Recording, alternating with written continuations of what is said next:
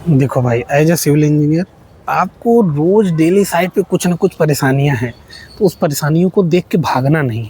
ठीक है, आप सिविल इंजीनियर हैं तो आपको सारी परेशानियां आप ही को देखनी है, और साइट अगर आप देख रहे हैं तो आप ही को देखनी है।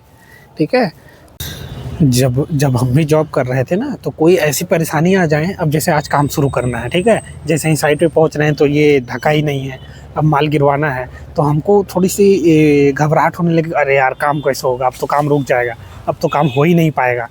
तो ये सब चीज़ें पहले घबराहट होती थी, अब ये सब चीज़ें नॉर्मल हो गई हैं, तो आपको ये सब छोटी मोटी परेशानियाँ देख के कोई टेंशन ही नहीं होगा, चलो ठीक है, हो जाएगा, कोई दिक्कत नहीं है।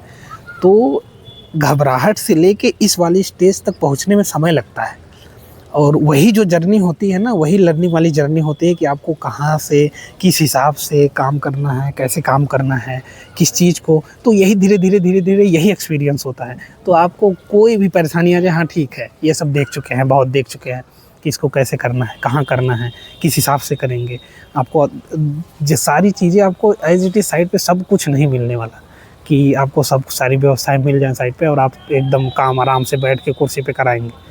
तो अगर आप इस तरीके का काम कर रहे हैं, शहर में काम कर रहे हैं, तो आपको रोज़ नए नए ऐसी परेशानियां मिलनी है। कहीं ट्रैक्टर नहीं जा रहा है, कहीं जाने की जगह नहीं है, कहीं गिरा दिए तो बगल वाला चिल्लाने लगा, तो बहुत सारी चीज़ें होती हैं। तो अगर देखो आप इस वाले अभी काम इस लाइन में हैं और ये वाले स्टेज में हैं, तो भाई ये सब चीज़ें तो आम बात है। तो इन सब चीज़ों को सीखते सीखते ही आप आगे बढ़ोगे, तो इन सब चीज़ों से घबराना नहीं है।